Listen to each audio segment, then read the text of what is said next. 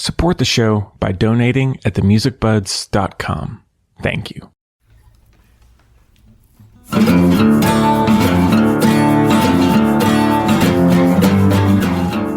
Hello, everybody. Welcome back to the Music Buds podcast. This is episode number 23, and my name is Henry. This week, I am so honored to be joined by composer Bill Elm, known for his work on the video game Red Dead Redemption. Bill, first off, it is so nice to meet you and to have you on the show. I've enjoyed your music for so long, and so I really do appreciate you taking the time to talk. So thank you. Oh, yeah. Well, thanks so much for having me. Yeah. Well, how are things going these days? They're going pretty good. I'm in Tucson, Arizona. About the last 7 years maybe. And summer was brutal, but we're getting over it. So yeah. Well, I guess kicking things off, how did you get into composing? Because I feel like there are so many different avenues to which you could do that. Yeah. Well, the band, I had a band called Friends of Dean Martinez for a long time before Red Dead, and we started in 95. We were signed to Sub Pop Records for a few albums and then did a bunch for other labels in the subsequent years. But it was an instrumental band, and it was very caught between, I don't know if you're familiar with Santo and Johnny. Yeah, Sleepwalk. So I played steel guitar. That was kind of the lead vocal instrument in that band. And I guess the work that we were doing ended up having a very cinematic or soundtrack quality to it. And it kind of evolved into more mood music rather than, say, songs or bits. So it was pretty natural to try and, also we had licensed a bunch of stuff to, TV shows, movies, stuff like that. And so it was natural, especially when the bottom on the record industry fell out, to move over to doing some film work. And we did, like Fast Food Nation for Richard Linklater and some other more indie, like documentary stuff. Plagues and Pleasures on the Salton Sea was one of my favorites that we did. But anyway, so I guess it was just kind of a natural evolution, and also when your career needs to get with the times, it's follow the money.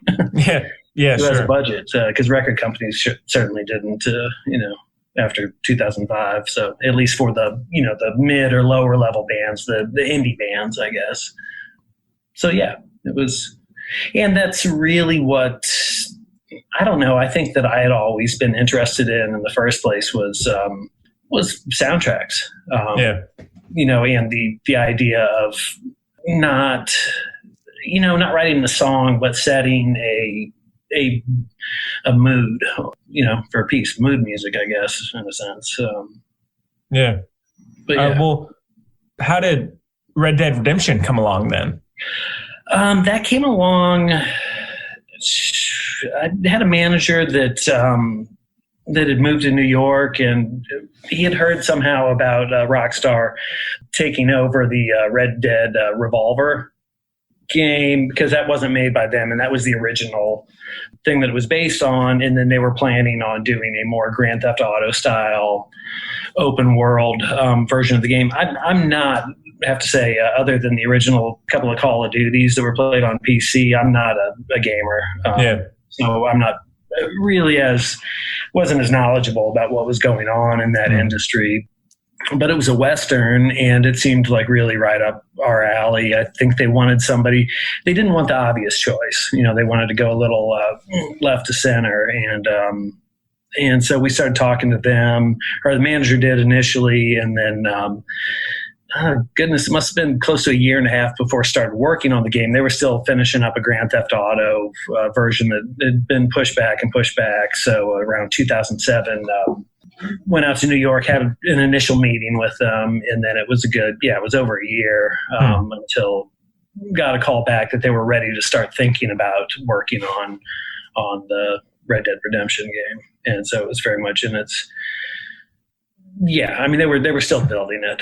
Yeah. So we went out for a playthrough at that point, and then just started bouncing around ideas. And really, for the first few months, it was just kind of doing real simple home demos, sending them off, and then mostly it was me and Yvonne, the head of the soundtracks at Rockstar, that just started just bouncing all kinds of music ideas off of each other. They had some things that they definitely wanted, and obviously, if you're going to do that, Ennio Morricone and spaghetti western stuff comes in, but not wanting to follow that directly, we just we developed. I mean, we talked every day, just sending music back and forth and stuff that's totally unrelated to, westerns or soundtracks, but just finding the little feels to develop a musical dialogue, I guess, between the two of us to communicate, because it is more about emotion and feeling rather than, hey, this chord progression is great or whatever. Right. Well, one thing that you had mentioned about not being a gamer, the other video game composers who I've talked to have said the exact same thing. And so maybe that's the way to go, honestly. Yeah.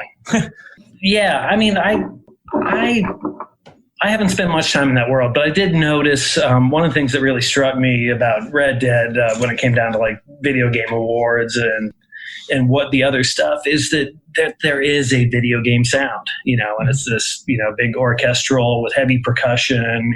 And so much of the stuff I remember at the Spike Video Game Awards when they were playing all of the, options for best soundtrack or whatever, that all of the music really sounded the same until Red Dead came in. And there's clearly this different, totally organic vibe that, that came through. Yeah. Yeah, and I think, and I mentioned a few too before, but being a history fan myself, I think one of the great things about, movies, TV shows, video games, and music as well is that it can kind of transport you, if done well, it can kind of transport you into that era. Oh, yeah, and like the track Born Unto Trouble, truly every time I play that track, regardless of the context, it feels like I'm in the Wild West, whether it's in my bedroom or driving down the highway. And so like, I think you really nailed that sound, because it does feel, as you said, it does feel organic, and it really is immersive in that way. Yeah. I love the Born Under Trouble. That's one of my favorites from the soundtrack. But the biggest thrill actually that I got off of doing it was, it must have been 5-6 years. Well, yeah. 5.5 years ago. My son lives out, and he was living in Texas at the time, and he's 5 years old. And I drove him from Austin out to Tucson for his spring break for a visit. And we stopped in Tombstone and ended up just inadvertently parking. Well, I was looking for a parking space. The one I found was next to this big wall in Tombstone. And so we park. I get out of the car, and I'm like, wow, there's some music playing. And I thought, man, that sounds familiar. And then I realized it was the Red Dead soundtrack. And we were back in the OK Corral. Oh, wow. And anyway, I won't do the whole long story, but but they used the soundtrack before and after their gunfights as the wow. And I thought, if you're going to write a Western soundtrack and it ends up being played at the actual OK Corral, then you probably hit the nail on the head. Yeah, job well done. Yeah. Yeah. What is it like? I mean, you had touched on it, but like doing a game that has such a, I mean, it went on to be so successful, but the world itself within the game is so big. How did you go about like actually finding the right music and I guess trying to wrap your head around the world itself? Yeah, and that was done. I mean, that's what took the longest, was to nail down exactly. Well, I mean, there were a couple of issues. They wanted the music to be interactive, but they had really no idea how that was going to work. They had dedicated, I think it was however they were dividing it up, each territory could have, 5 minutes or 40 minutes worth of music. And that was divided into 8 stems of 5 minutes. And they wanted the music to step up. If you got on a horse, then it would go up a level. And so they said, well, basically just strip it down to the bass, and then you add in the basic instruments, and then you drop in the bass, and then you bring the drums on, and then you bring guitars on, and it became clear that that wasn't going to offer enough variety for the size of the world. And one day I was just sitting around, I was mixing stuff for the game, and then it dawned on me how to do it. And that was to make 8 separate songs that were vague enough and random enough that you couldn't hear the loop come back around, but also that any combination of those stems could make almost a whole different song. Or you could take the song and ramp it up, but you still had enough room for variety for it to sound slightly different over in, this gunfight as opposed to, this horse chase.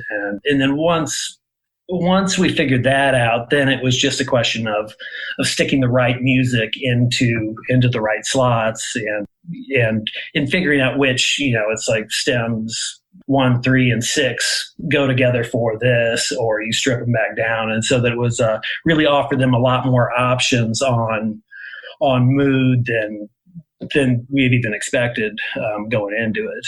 And that's really what I think. And I think they're still using the same system for their interactive games, of mixing the music that way.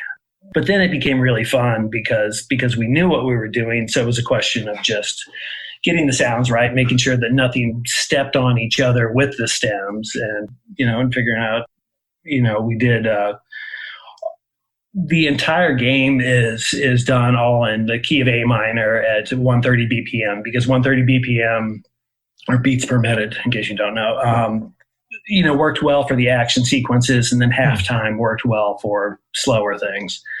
And then we ended up doing, the frontier and the north in 4/4, and then Mexico was in 6/8. And other than that, so it's kind of cool too. If you took all of the stems from the north, you can make endless new amounts of music out of all that stuff. I think between the Undead Nightmare and the regular Red Dead Redemption, they got close to 24 hours of music, all in A minor at 130 BPM. That's all different and all kind of lays over each other. Wow.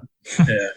So I think it'd be cool if they released the stems at some point for DJs or whatever. Yeah, absolutely. Yeah. Talking about a couple of the other tracks. So Exodus in America, which starts is in the opening credits, where it's this really delicate piano, and then it gets super dark, gnarly. Is that kind of those dips and dives, or is that kind of a natural thing for you in terms of creating that kind of varied tone and feeling, or is that more just particular to the scene itself?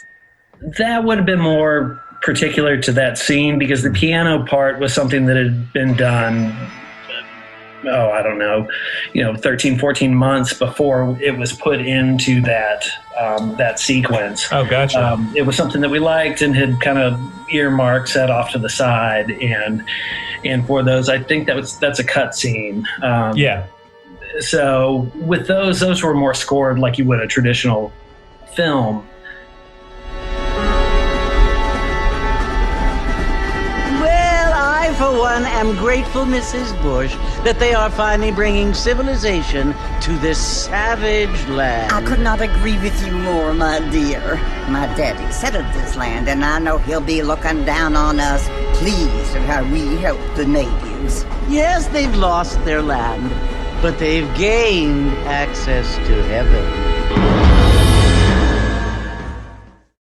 So things had to match up with the movement and the change. It wasn't as random. But the neat thing about, I guess, working on the video game and the open world kind of, because the player is controlling the music and by their actions in the game. Mm-hmm. And so that recording ended up being that we would have these sessions that were all playing to the same thing, but you'd have 100 tracks in there, percussion, everything going. And then out of that, it was almost like painting, the music with those being, your color palette, so that songs weren't I mean, somewhat they were, recorded with a linear idea of it, but it was more about getting sounds and then going back, to Pro Tools and placing, these guitar parts with percussion parts, with drum parts, with keyboard things, and then building that way. So it's more like a cut and paste rather than I'm going to sit down and write out, what this is going to sound like because you're just painting with sounds. And so, we had a good system going. I spent a lot of time on the phone with Yvonne from Rockstar, figuring out what they wanted. And I was living in Austin, Texas at the time, and I'd fly out to LA where Woody Jackson was and had his studio to record things. And I'd be back in Austin. We'd figure out we'd need something. And so just call Woody. He would have, either record it himself or have the people over, then send it out. Then once I got that part, we could layer it into what we were doing. But it wasn't a traditional composition in the linear sense of it starts here, it ends here, and it's going to do this along the way, because you have no idea what the player is going to do. I mean, you could walk around and they're picking flowers, or you could be shooting everybody, getting chased, or hog tying a nun to the railroad tracks. Yeah.